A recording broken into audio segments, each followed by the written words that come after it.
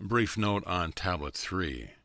There are many lines missing from Tablet 3, lines 15 through 52, lines 58 through 64, and lines 71 through 124 are missing from Tablet 3.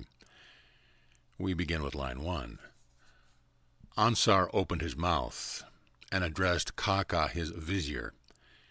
Vizier Kaka, who gratifies my pleasure, I will send you to Law. Mu and Law are Mu. You are skilled in making inquiry, learned in address. Have the gods my fathers brought to my presence. Let all the gods be brought. Let them confer as they sit at table. Let them eat grain, let them drink ale. Let them decree the destiny for Marduk their avenger. Go, begone, Kaka, stand before them, and repeat to them all that I tell you. Ansar, your son, has sent me, and I am to explain his plans. Lines 15 through 52 are now missing. I sent Anu, but he could not face her. Nudimud took fright and retired.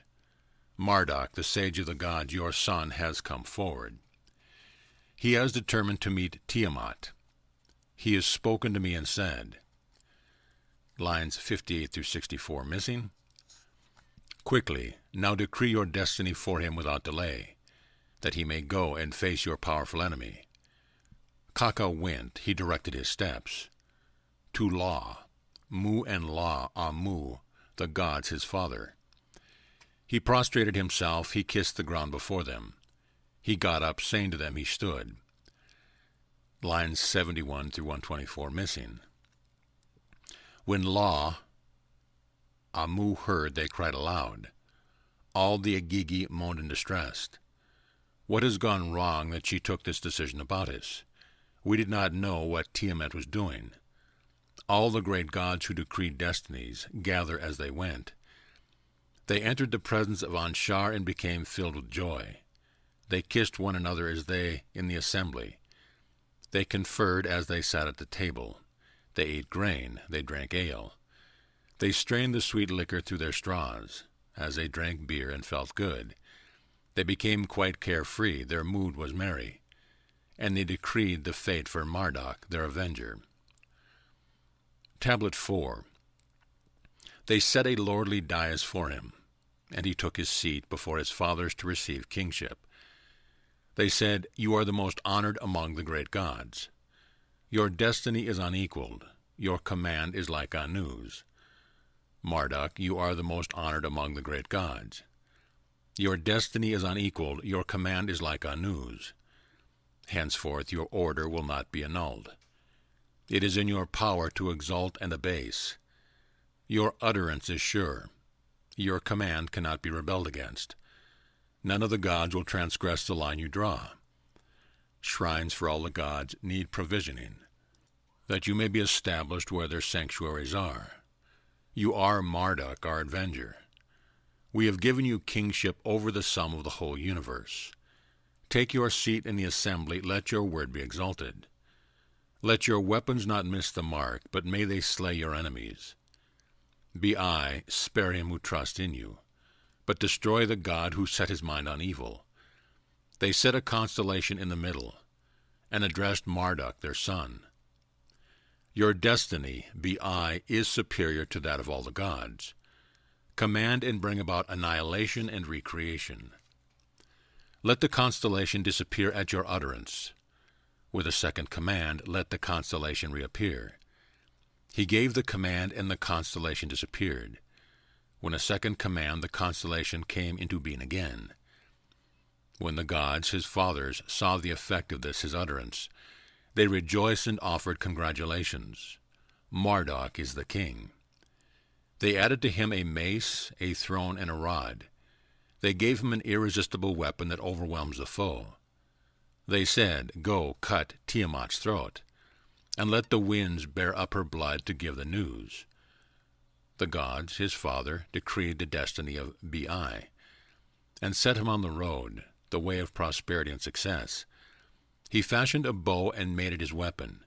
He set an arrow in place, put the bowstring on. He took up his club and held it in his right hand. His bow and quiver he hung at his side. He placed lightning before him, and filled his body with tongues of flame. He made a net to enmesh the entrails of Tiamat, and stationed the four winds that no part of her escape, the south wind, the north wind, the east wind, the west wind. He put beside his net winds given by his father Anu. He fashioned the evil wind, the dust storm tempest, the fourfold wind, the sevenfold wind, the chaos-spreading wind, the wind. He sent out the 7 winds that he had fashioned, and they took their stand behind him to harass Tiamat's entrails. Bai took up the storm flood, his great weapon. He rode the fearful chariot of the irresistible storm. 4 steeds he yoked to it and harnessed them to it, the destroyer, the merciless, the trampler, the fleet. Their lips were parted, their teeth bore venom. They were strangers to weariness, trained to sweep forward. At his right hand he stationed raging battle and strife. On the left, conflict that overwhelms a united battle array. He was clad in a tunic, a fearful coat of mail, and on his head he wore an aura of terror. Bai proceeded and set out on his way. He set his face toward the raging Tiamat.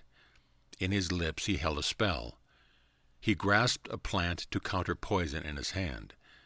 Thereupon they milled around him, the gods milled around him.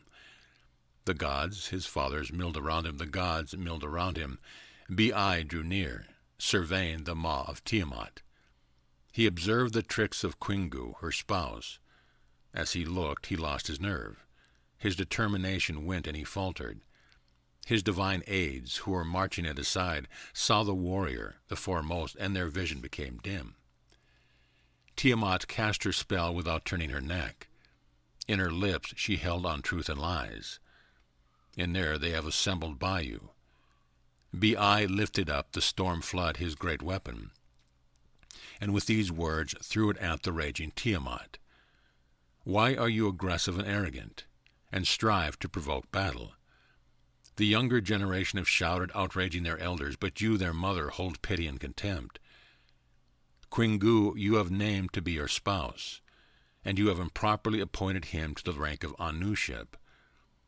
Against Ansar, king of the gods, you have stirred up trouble, and against the gods, my father, your trouble is established. Deploy your troops, gird on your weapons. You and I will take our stand and do battle. When Tiamat heard this, she went insane and lost her reason. Tiamat cried aloud and fiercely. All her lower members trembled beneath her.